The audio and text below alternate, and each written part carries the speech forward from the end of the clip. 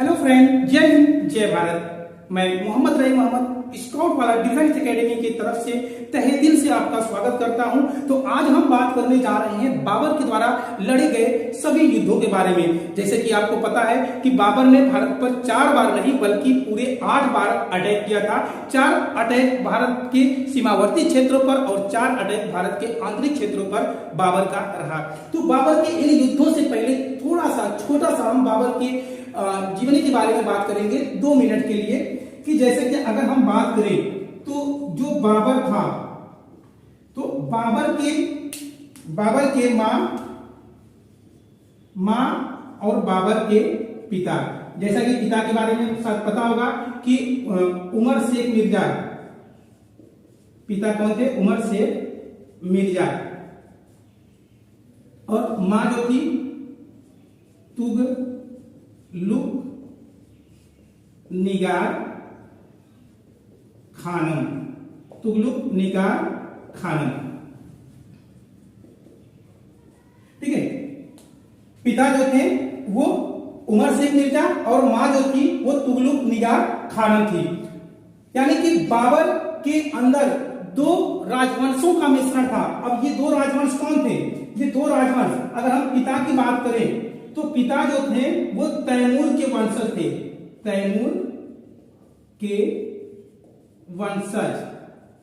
जबकि मां जो थी वो चंगेज खान,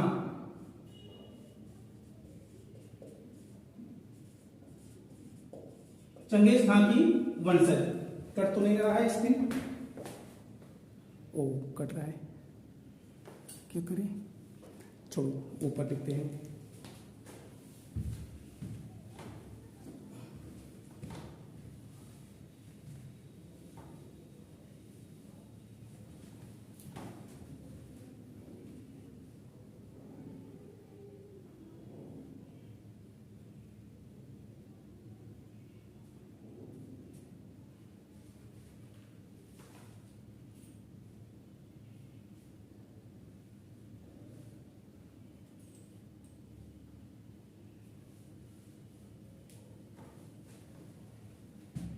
ठीक है, तो जो पिता थे, बाबर के पिता जो थे वो तैमूर के वंशज थे। किसके? तैमूर के। और ये तैमूर के 5वां वंशज थे। कौन से? 5वां। जबकि उनकी जो मां थी वो चंगेज खां की, चंगेज खां की 13वां वंशज थी।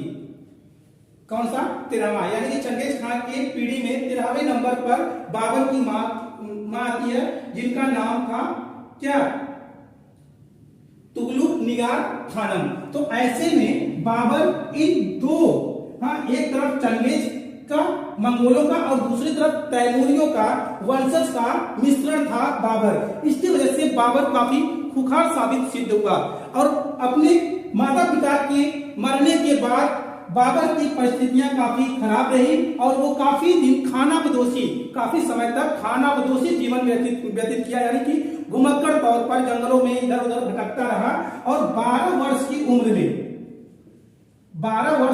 उम्र में बाबर फरगना का शासक बनता है। सोचो कि एक छोटा सा बालक फरगना का शासक बनता है, वो भी किस उम्र में? 12 वर्ष के उम्र में। ठीक है, तो बाबर की अगर हम जन्म की बात करें तो बाबर का जन्म 14 फरवरी 1483 एडी में होता है। बाबर का जो जन्म होता है वो कब होता है? 14 फरवरी 1483 में। जबकि मृत्यु की अगर हम बात करें तो बाबर की मृत्यु 26 दिसंबर 1530 में हो जाता है। ठीक है, तो भारत में बाबर का 4 युद्ध होता है और 4 वर्ष तक ही बाबर भारत में रहता है और उसके बाद उसका डेथ हो जाता है। उसको आगरा के आरामबाग में दफना दिया जाता है। ठीक है, तो अगर इसका स्क्रीनशॉट लेना है तो ले लीजिए, अदरवाइज इसको हम इरेज कर दें, नहीं जाने दीजिए, कोई बात नहीं, हम जगह बना लेते हैं बिना इरेज किए।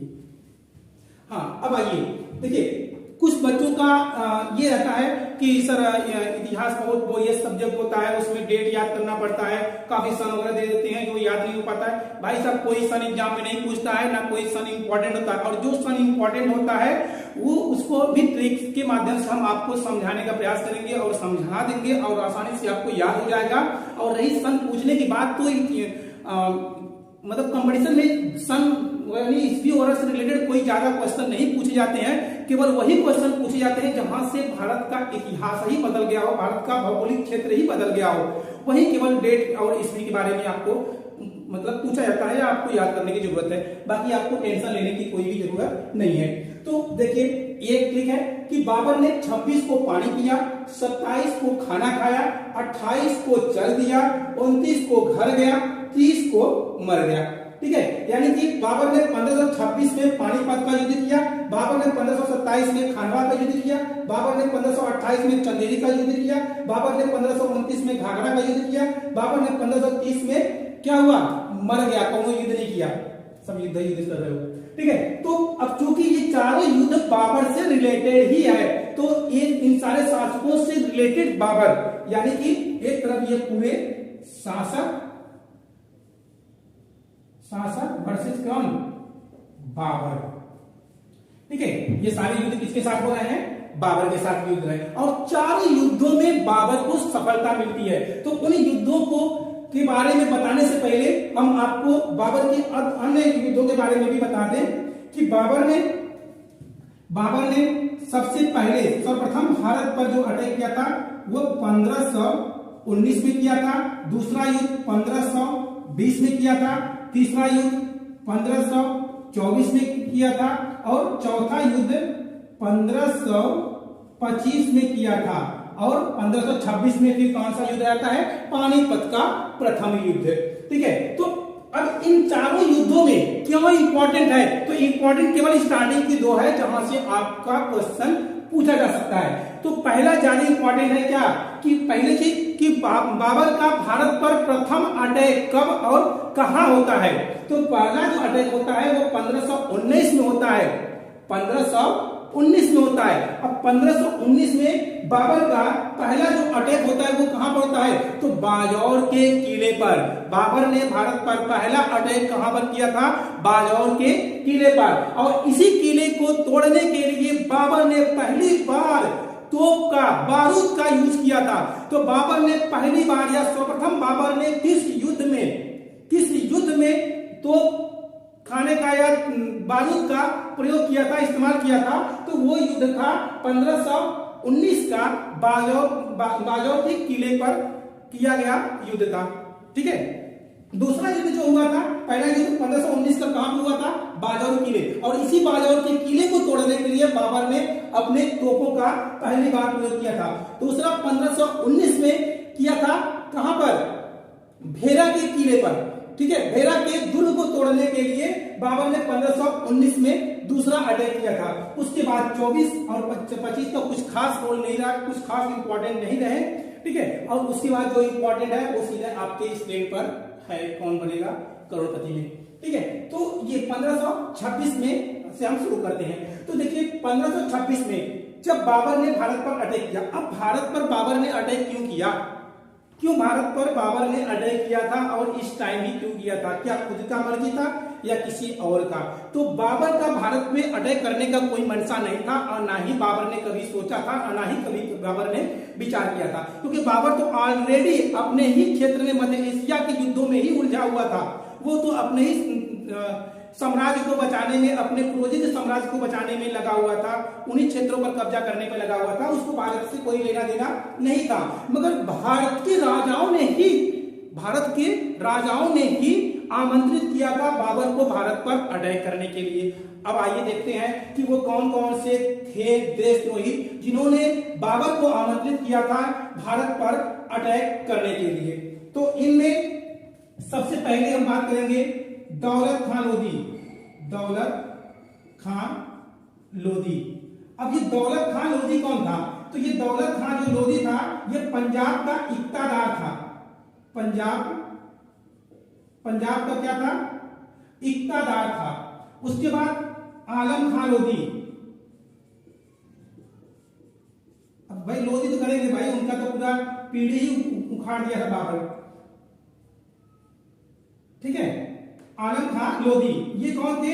इब्राहिम लोधी के चाचा थे, ये इब्राहिम लोधी के चाचा थे। उसके बाद तीसरा जो आता है वो बड़ा ही शर्मिंदगी की बात है। ठीक है, राणा सांगा, तीसरा व्यक्ति जो है वो कौन है? राणा सांगा। ये वही राणा सांगा है जो मेवाड़ के हैं, मेवाड़ के राजा, मेवाड़ के राजा राणा सांगा। ये 3 देशद्रोही थे जिन्होंने भारत पर अटैक करने के लिए बाबर को आमंत्रित किया था।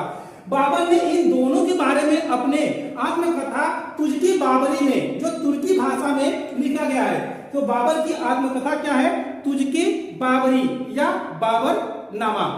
ठीक है, तुर्की बाबरी। तो तुर्की बाबरी में बाबर लिखता है, ठीक है, बाबर लिखता है कि हमें भारत पर अटैक करने के लिए उत्साहित करने वाला या आमंत्रित करने वाला व्यक्ति जो है वो कौन है? मेवाड़ का राजा राणा सांगा। यानी कि राणा सांगा ने ही बाबर को आमंत्रित किया था भारत पर अटैक करने के लिए। और बाबर ने इसलिए भारत पर अटैक किया क्योंकि भारत बहुत ही संपन्न और सोने चांदी से भरा हुआ देश था।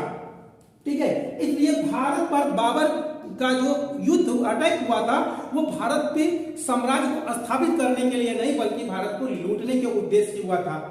और हर कोई भारत को लूटने के ही उद्देश्य से भारत पर अटैक किया। मगर भारत के क्षेत्र में आने के बाद उनको इतना अच्छा लगा भारत का भौगोलिक क्षेत्र, भारत के लोग, कि वो भारत में ही रहना पसंद किए। चाहे वो मुगलों की बात करें, चाहे तुर्कों की बात करें, चाहे हम उसके पहले के शक, हिंद यवन, शक, पहलव, कुषाण जो प्राचीन काल में भारत पे अटैक किए और वो भी भारत में ही रह गए।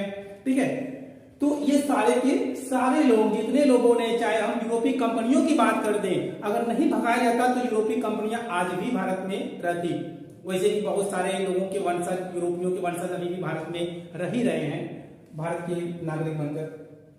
ठीक है, तो ये कंडीशन था इनको आमंत्रित करने का।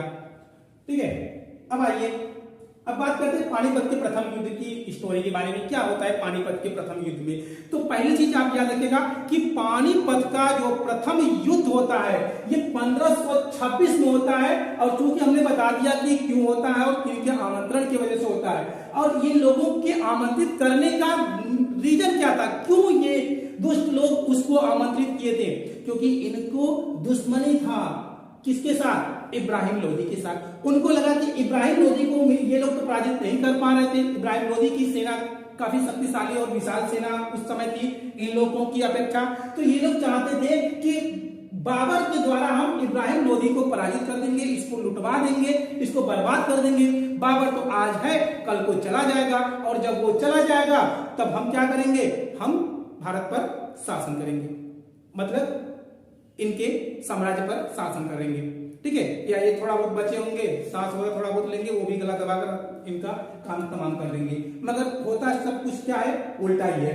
और बाबर ने ये पानीपत का जो युद्ध जीता था, उस युद्ध को जीतने का, देखो बाबर के साथ वैसे देखा जाए तो राणा सांगा भी शामिल था, ये लोग भी शामिल थे। ठीक है, तो कई सारे भारतीय राजा भी इस पानीपत के प्रथम युद्ध में बाबर का साथ देते हैं। ठीक है, और इधर इब्राहिम लोधी की सेना को पराजित करने में सबसे अहम जो भूमिका निभाती है वो उज़्बेकों की तुलगमा युद्ध नीति। ठीक है, तो बाबर ने पानीपत का युद्ध किस युद्ध नीति के तहत जीता था? तो उस युद्ध नीति का नाम था तुलगमा युद्ध नीति, तुलगमा। ठीक है, इसको उस्मानी भी बोलते हैं, उस्मानी युद्ध नीति। ठीक है, उस्मानी युद्ध नीति बड़ी इंपॉर्टेंट है कि बाबर ने पानीपत का प्रथम युद्ध किस युद्ध नीति के तहत जीता था? तो तुलगमा या उस्मानी। तुलगमा युद्ध नीति है उस्मानी, यानी कि जो तुर्क में उस्मानिया सल्तनत थी, तो उस्मानिया सल्तनत जो थी वो इसी युद्ध नीति के तहत बहुत सारे देशों को जीतने, मतलब कि जीत ली थी। कहा जाता है उस्मानिया सल्तनत के बारे में कि ये काई कबीला से निकलकर बाहर आया। एक काई कबीला यानी कि तुर्क के क्षेत्र में एक छोटा सा कबीला था। कबीला मतलब समझ गए, जैसे हमारे भारत में भरत कबीला था या सिंधु घाटी सभ्यता जो थी वो एक कबीलाई जीवन था। ठीक है, तो एक छोटे एक गांव कोई हो और उस गांव का नामकरण कर दिया जाए, तो वो जो गांव है तो वो हमारे लिए एक कबीला ही समझ लिया, उस गांव का हमने एक नाम रख दिया। वैसे ही एक काय कबीला था, एक कबीला था, उस कबीले ने उस कबीले का नाम काय रखा था। और वो काय कबीला आगे चलकर, हाँ आगे चलकर क्या, जिसका अपने धारावाहिक भी देखा होगा अर्तुगरुल गाजी, उसमें पूरी स्टोरी इसके बारे में बताया गया है। तो वो अर्तुगरुल गाजी का पुत्र उस्मान के नाम पर उस्मानिया सल्तनत की स्थापना होती है। और उस्मानिया सल्तनत की स्थापना कहां पर होती है, ये भी क्वेश्चन आपसे पूछा जाता है। तो उस्मानिया सल्तनत की स्थापना तुर्क में होती है, उस्मानिया सल्तनत की स्थापना तुर्क में होती है। और ऑटोमन साम्राज्य की भी स्थापना तुर्क में होती है, क्योंकि यही उस्मानिया सल्तनत आगे चलकर ऑटोमन साम्राज्य में कन्वर्ट हो जाती है। और उस ऑटोमन साम्राज्य को प्रथम विश्व युद्ध में ब्रिटेन के द्वारा कई देशों के साथ मिलकर उसको पराजित कर दिया जाता है। और 1924 में उस्मानिया सल्तनत को पूरी तरीके से खत्म कर दिया जाता है। और उसी समय चलता है भारत में खिलाफत आंदोलन प्रथम विश्व युद्ध के बाद 1919 से 1920 तक। ठीक है, तो ये वही उस्मानिया सल्तनत था। कहा जाता है कि उस्मानिया सल्तनत उस समय 7 महाद्वीपों और 7 समुद्र और 3 महाद्वीपों पर शासन करता था। इतना बड़ा उस्मानिया सल्तनत उस समय बन चुका था। ठीक है, तो हम कहां पे थे, हाँ तुलगमा युद्ध नीति। अब कुछ लोगों के दिमाग में कि ये तुलगमा युद्ध नीति है क्या होता है तुलगमा युद्ध नीति में। तो देखिए, तुलगमा युद्ध नीति तो हालांकि उज्बेकों का, तुर्कों का देन है, मगर तुलगमा युद्ध नीति का हमको समय में देखने को मिलता है जब भारत पर सिकंदर का अटैक होता है। और सिकंदर की सेना जब पोरस की सेना से युद्ध करती है, तो कहा जाता है कि सिकंदर की सेना से कहीं ज्यादा विशाल पोरस की सेना थी, उसके बाद भी पोरस की सेना हार गई थी। उसके पीछे 2 रीजन था। पहला रीजन ये था कि भारतीय शासकों का हाथियों पर सवार होना, और दूसरा रीजन था तुलगमा युद्ध नीति का प्रयोग न करना। तो इसी, हालांकि उस समय इसको हम तुलगमा युद्ध नीति का नाम नहीं दे सकते, मगर कहीं न कहीं तुलगमा युद्ध नीति की तरह ही वो पराजित हुआ था। कौन? पोरस। उसके बाद ये हमको युद्ध नीति नेपोलियन के समय में भी देखने को मिलता है। नेपोलियन को भी पराजित करने में यही तुलगमा युद्ध नीति ही काम आता है। अब थोड़ा सा डेमो देख ही लेते हैं कि तुलगमा युद्ध नीति क्या है और इसमें किस तरह से सामने वाला अटैक करता है और किस तरह से यह युद्ध होता है। तो बोर्ड पे एक जगह तो दिख नहीं रहा है, इसको अगर स्क्रीनशॉट लेना है तो भी ले लीजिए तुरंत, इसको नीचे का हटाएंगे, 3 गिनती बता देंगे, 1 2 3।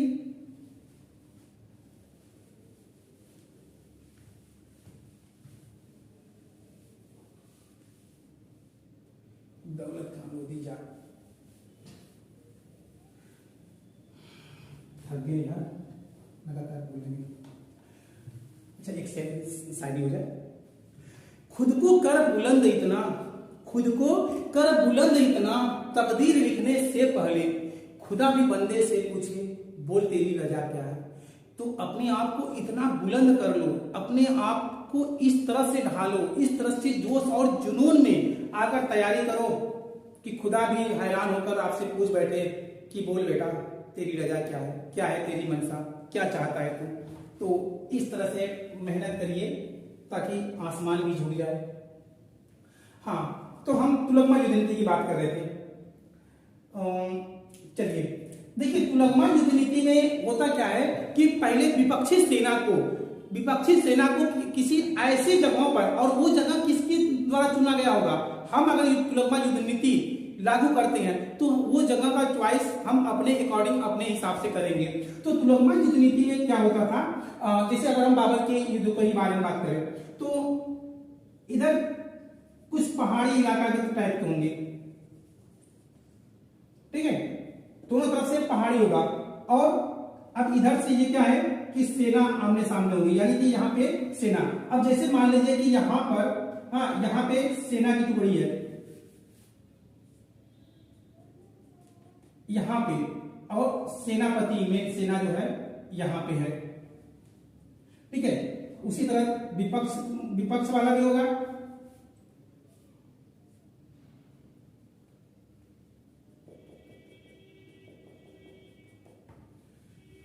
विपक्ष वाला भी होगा। तो देखिए यही हुआ था नेपोलियन के साथ, यही हुआ था पोरस के साथ, यही हुआ था इब्राहिम लोदी के साथ। अब देखो ये दोनों सेनाएं आमने सामने में खड़ी हो गई।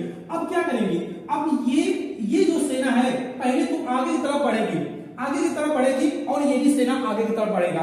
तो जाहिर सी बात है अगर ये सेना पीछे की तरफ हटेगी तो क्या ये सेना पीछे की तरफ हट सकती है? कभी नहीं। तो ये सेना पीछे की तरफ ना हट के ये आगे की तरफ और पूरे जोश में बढ़ेगी। क्यों? क्योंकि उसको लगेगा कि सेना डर गई और पीछे हट रही है, और जानते हैं कि भागते हुए को तो कुत्ता भी दौड़ा लेता है। ठीक है, तो जैसे जैसे ये सेना पीछे हटेगी वैसे वैसे विपक्षी सेना क्या करेगा, आगे की तरफ बढ़ेगा। और एक समय आएगा कि ये पूरी सेना आकर कहां पे तैनात हो जाएगी, यहां पर आकर यहां पर तैनात हो जाएगी। और जब तक ये सेना यहां पर आएगी तब तक क्या होगा, तब तक ये सेना जो है आ जाएगा यहां पर। अब जैसे ही सेना यहां पर पहुंचेगा इन पहाड़ियों के बीच में या कोई भी स्थान हो सकता है यहां पर, ठीक है, जैसे ही ये सेना यहां पर आएगा वैसे ही इसके पीछे छिपे हुए सैनिक क्या करेंगे, इधर से और इधर से आकर जो है इनको घेर लेंगे। अब चूंकि बाबर के पास तो था ही, तो वही जलियांवाला बाग हत्याकांड की तरह सीन देखने को मिला। जलियांवाला बाग हत्याकांड में क्या होता है कि एक सभागार टाइप का था, इस तरह का था। अब यहां पे तोप लगा दिया, बीच में कुआं है, चलो भाई निकलो, इधर सेना इधर पूरे लेके मशीन गन बंदूक लेके खड़े हैं और इधर लगा दिया तो चलो गोली खा लो भैया, तोप खाओगे तो पता भी नहीं चलेगा कहां कहां चिथड़ा उड़ के जाएगा। ठीक है, तो वैसे ही इधर बाबर ने तोप खड़ा कर दिया, इधर आ गए सैनिक, कुछ सैनिक धनुधर को यहाँ पे खड़ा कर दिया, इधर से धनुधर तीर चला रहे हैं और इधर से क्या हो रहा है, इधर से सेना और बीच में इनकी सेना। और भारतीय राजाओं का सबसे बड़ी खूबी क्या था, हाथियों का प्रयोग। अब हाथी में बैठ के वो गटर गटर कर रहे हैं, हाँ, तो वो जाहिर सी बात है कि कहीं पे भी बैठा हुआ पूरे भीड़ में आपको निशाना बनाकर मार देगा और हाथी के हौस से सीधे नीचे चले आएंगे। और जैसे ही हाथी के हौस से नीचे गिरेंगे सेना में भगदड़ तो होना ही है। क्या हुआ था पानीपत के तृतीय युद्ध में, यही तो हुआ था। मराठा पूरी तरीके से शुरू से लेकर लास्ट तक युद्ध में हावी रहे, अहमद शाह अब्दाली पराजित होने वाला ही था। तभी जो है कि हाथी के हौज में बैठे सेनापति को तीर लग जाता है और वो हौज से नीचे गिर जाते हैं। दूसरे सेनापति उनको देखने के लिए चल पड़ते हैं। ऐसे में लोगों को लगा कि हमारे जो सेनापति हमारे नायक को मारे गए और सेना में क्या हो जाता है, भगदड़। और जितने भारतीय राजा थे सब इतने बड़े चूतिया टाइप के थे कि हाथी के ऊपर बैठ के युद्ध करते थे कि भाई देख लो। तो होता है कि थोड़ा ऐसी जगह पर रहे, अगर घोड़े पर आते तो तीर आपको चलाते तो कोई किसी और को भी निशाना लग सकता था। हाथी बैठे हैं, पूरे भीड़ में आप एकदम इकलौता अकेला दिखेंगे और कहीं से भी कोई भी निशाना। और जो तुर्क थे ना वो सबसे बड़े धनुर्धर थे।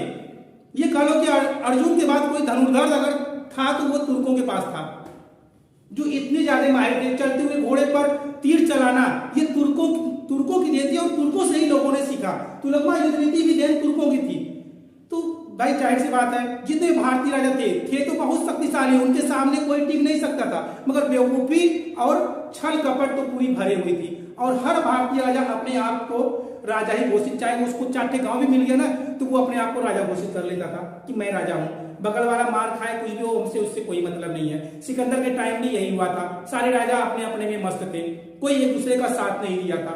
धनानंद अपने में मस्त था। धनानंद एक नंद वंश का जो शासक धनानंद था वो चाहता तो सिकंदर की सेना को बड़ी बुरी तरीके से पराजित करता और भारत से खदेड़ देता।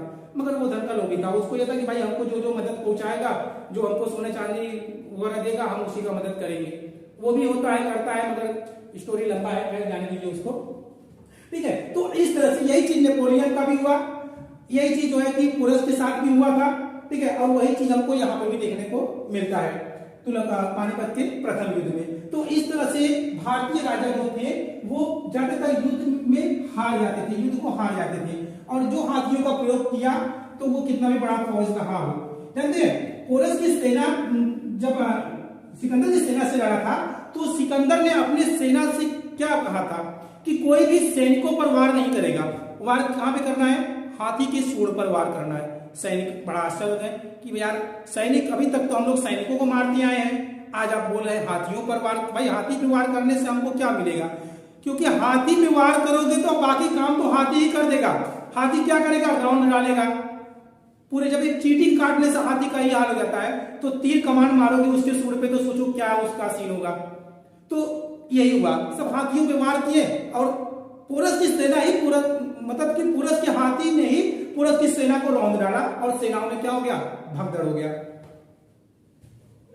न हाथी रहा होता ना भारतीय राजा हारे होते। ठीक है, तो ये था। तो पानीपत के युद्ध के बारे में थोड़ा सा हम ये बता दें कि जो 1526 में बाबर ने पानीपत का प्रथम युद्ध किया था, इस युद्ध में यानी कि ये युद्ध मध्यकालीन भारत का एकमात्र या पहला ऐसा युद्ध था जिसमें रणभूमि में ही किसी शासक के सर को धड़ से काटकर अलग कर दिया गया हो। ये पूरे मध्यकालीन भारत के इतिहास में ऐसा कभी नहीं हुआ था। यानी मध्यकालीन भारत के इतिहास में ये पहला ऐसा लम्हा था कि युद्ध भूमि में ही किसी राजा के द्वारा दूसरे राजा को पराजित करने के बाद उसके सर को धड़ से अलग कर दिया गया हो। ठीक है, और तुलगमा युद्ध नीति का प्रयोग किस युद्ध में हुआ था, इसी युद्ध में हुआ था, और तोप का भी प्रयोग तो किया ही था। उसके बाद आते हैं 1527 में खानवा के युद्ध में। ठीक है, 1527 में खानवा के युद्ध में। अब खानवा के युद्ध में क्या होता है, खानवा के युद्ध में होता यह है कि जिन लोगों ने पानीपत के प्रथम युद्ध में बाबर की सेना के साथ सम्मिलित थे, यानी कि बाबर का साथ दिए थे, वही लोग अब बाबर के खिलाफ और राणा सांगा के साथ हो जाते हैं, यानी कि राणा सांगा के साथ। अब बाबर की सेना ऑलरेडी कई सारे युद्ध करके आए हुए थी भारत में, कई सारे युद्ध में लड़ते हुए भारत में आए थे, काफी समय उनको लगभग हो गया था अपनी फरगना को छोड़े हुए, तो सेना काफी थक चुकी थी, सेना में दहशत भी फैल चुकी थी, लोग अपने परिजनों से, अपने लोगों से मिलना चाहते थे। वही हाल सिकंदर के साथ भी हुआ था। ठीक है, तो ऐसे में जो है कि जब बाबर की सेना को यह पता चला कि जिन लोगों ने हमारा साथ दिया वो भी हमारे खिलाफ, हमारे अगेंस्ट जाकर राणा सांगा के साथ मिल गए, अब ऐसे में तो हमारी सेना और कमजोर हो गई और ऑलरेडी वो थके हुए भी थे, तो लोगों के अंदर एक दहशत बन गया कि अब क्या हुआ। यानी कि बाबर की सेना ने इनकार कर दिया युद्ध करने से कि अब हम आगे का युद्ध नहीं कर सकते। अब बाबर क्योंकि ठान चुका था, अब आए हैं तो जीत कर जाएंगे, कुछ खजाने लेकर जाएंगे। ठीक है, अब आए हैं तो कुछ लूट कर कुछ लेकर ही जाएंगे, खाली हाथ नहीं जाएंगे, न खाली हाथ आए थे न खाली हाथ जाएंगे। तो अब क्या हुआ कि बाबर ने इसी युद्ध को यानी कि खानवा के युद्ध को जिहाद का नारा दिया, यानी कि धर्म युद्ध घोषित कर दिया। तो बाबर ने किस युद्ध को धर्म युद्ध घोषित किया था, या सर्वप्रथम बाबर ने किस युद्ध में जिहाद का नारा दिया था, तो वो युद्ध था खानवा का युद्ध।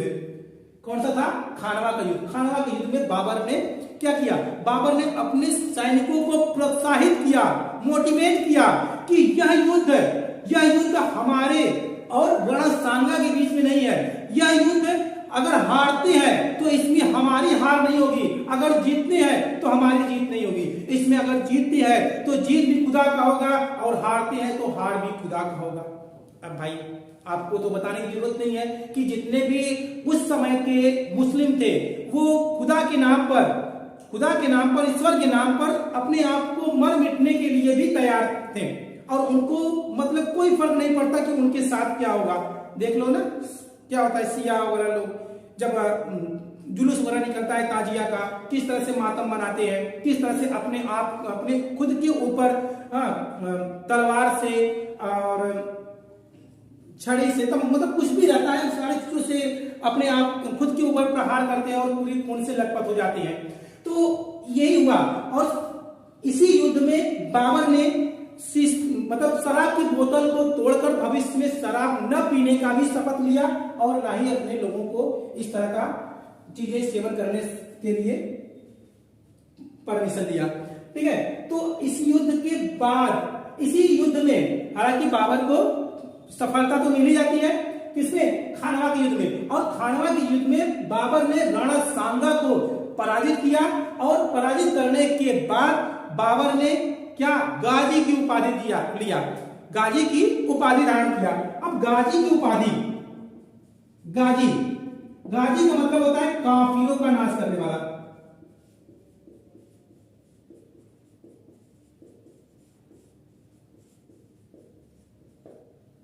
काफिरों का नाश करने वाला। ठीक है, तो जिहाद का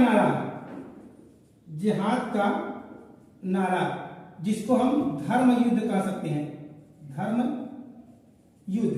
और ये कौन सा किस युद्ध में था? खानवा के युद्ध में। ये खानवा का युद्ध, ठीक है। और इसी युद्ध में बाबर ने राजपूतों के सिरों का मीनार, बाबर ने राजपूतों के सिरों का मीनार बनवाया। अगर सोच लीजिए कि बाबर ने जो राजपूत शासक थे, राजपूत सैनिक थे, उनकी सर को काटकर उसका क्या बना दिया? मीनार बनवा दिया। और मीनार सरों को काटकर मीनार बनाने की जो प्रथा थी, ये बाबर ने किससे सीखा था? मंगोलों से। ये मंगोलों में प्रचलित था। मंगोल जहां जहां भी अटैक किए वहां वहां उनकी सरों को काटकर मीनार बनवा देते थे। सोचिए कितना खुखार था मंगोल और कितने खुखार तैमूर था, और जिसके अंदर ही दोनों लोगों का खून समाहित हो, वो कितने खुखार हो सकते हैं, ठीक है। तो ये तीन चीजें आप अच्छे से याद करिएगा। और बाबर ने 1507 में अपनी उपाधि यानी पैतृक उपाधि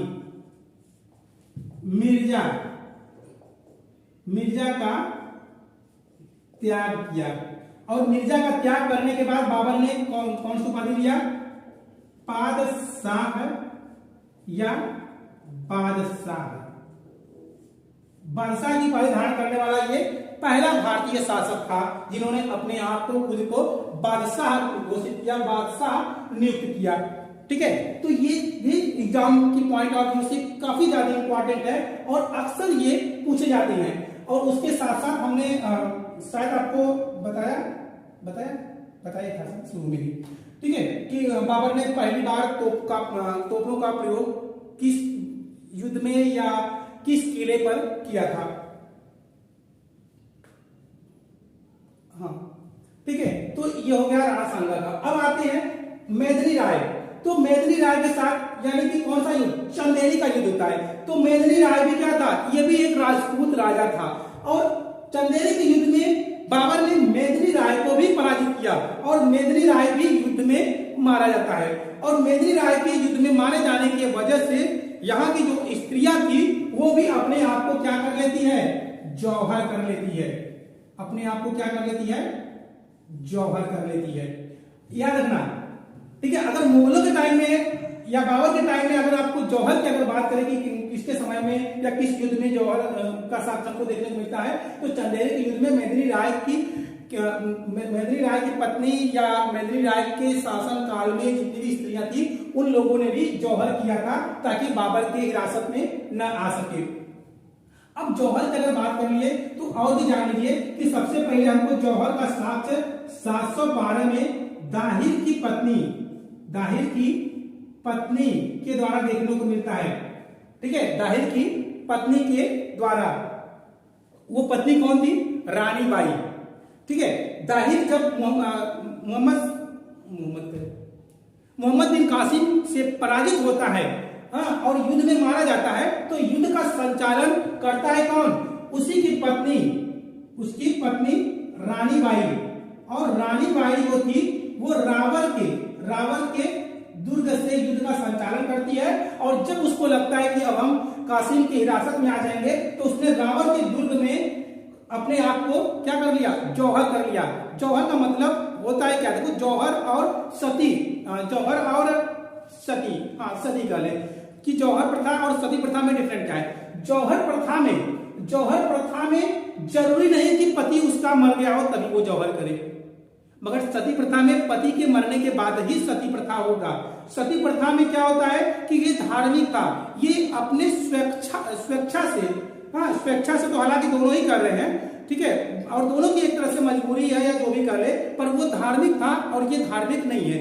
तो सती प्रथा में पति के मरने के बाद उस समय की स्त्रियां अपने आप को क्या कर लेती थी? आग को समर्पित कर लेती थी, मतलब जौहर कर लेती थी। मगर इस समय का जो जौहर प्रथा का जो हमको साक्ष्य देखने को मिलता है या शुरुआत देखने को मिलता है, ये राजपूतों में प्रचलित था और राजपूत स्त्रियां ही केवल जौहर की हैं, भारत के इतिहास में। तो पहला हमको जौहर का साक्ष्य कहाँ पे मिलता है? तो 712 में दाहिर की पत्नी रानी बाई द्वारा लाहौर के दुर्ग में कासिम से युद्ध करते समय जौहर कर रही थी। ठीक है। दूसरा हमको साक्ष्य मिलता है 510 एडी यानी ईस्वी में भानुगुप्त के एरण अभिलेख में, भानुगुप्त के एरण अभिलेख, स्क्रीन कर रहा हूं मुंह से, मतलब याद रखना, इधर लिख लेते हैं। 510 एडी मतलब ईस्वी में भानुगुप्त के एरण अभिलेख में।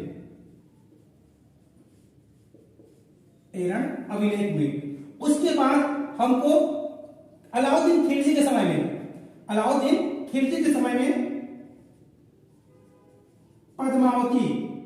पद्मावती के बारे में हमको देखने को मिलता है।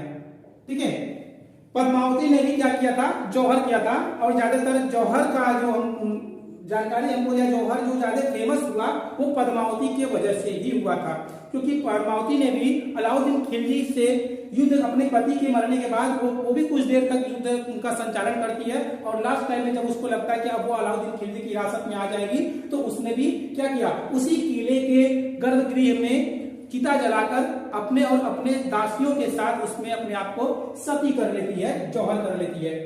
ठीक है। तो ये सती प्रथा का एविडेंस था, साक्ष्य था। हटाओ, भानु जाएगी, भानु कासिम तुम भी लग जाओ। हाँ ठीक है। उसके बाद आता है 1529 में क्या? घाघरा का युद्ध। कौन सा युद्ध? घाघरा का युद्ध। ये घाघरा नदी है। ठीक है। ये घाघरा नदी है और इस नदी के तट पर युद्ध होता है। बाबर और लोधी वंश का ही एक शासक था, महमूद लोधी। यानी कि जो बाबर की सत्ता, यानी कि बाबर ने जिन लोधियों से सत्ता को छीना था, वही लोधी एक बार पुनः अपनी सेना संगठित करके अपनी सत्ता को लेने का प्रयास किए। कहां पे? घाघरा के मैदान में, और बाबर की सेना से जा लड़े। यह युद्ध मध्यकालीन भारत के इतिहास का एकमात्र युद्ध था जो जल और थल दोनों पर लड़ा गया था। ठीक है। ये एकमात्र युद्ध था जो जल और थल दोनों पर लड़ा गया था। कहा जाता है कि इस युद्ध के बाद घाघरा नदी में जैसे खून की नदियां बह रही हो, तो मध्यकालीन भारत के इतिहास का एकमात्र वह कौन सा युद्ध था जो जल और थल दोनों पर लड़ा गया था? तो वो युद्ध था घाघरा नदी का युद्ध। ठीक है। तो इसमें बाबर ने किसको पराजित किया? महमूद लोधी को। क्लियर? अब और क्या इसमें कुछ इंपॉर्टेंट बताने की?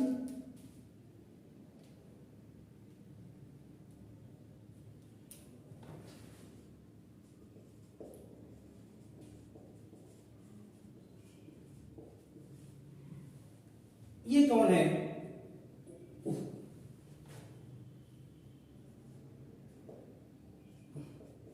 उस्ताद अली कुली। इस कुली से अभी तो मेरा तो कुली की तरह हम भूल जाते।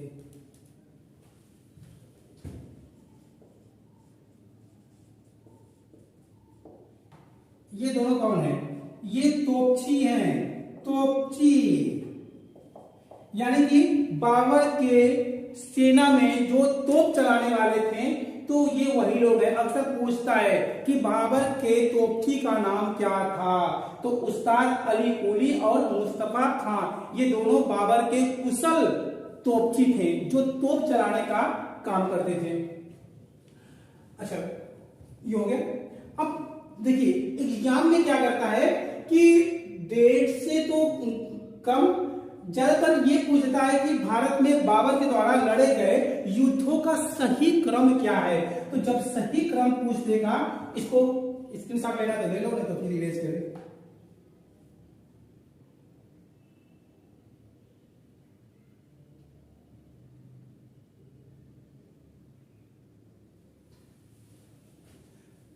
अच्छा, जानते हो कि घाघरा का युद्ध राणा सांगा के साथ युद्ध हो रहा था, तो क्यों बाबर की सेना डर रही थी या पीछे हट रही थी? क्योंकि एक ज्योतिषी काबुल के एक ज्योतिषी थे, काबुल के एक ज्योतिषी थे जिनका नाम था मोहम्मद शरीफ।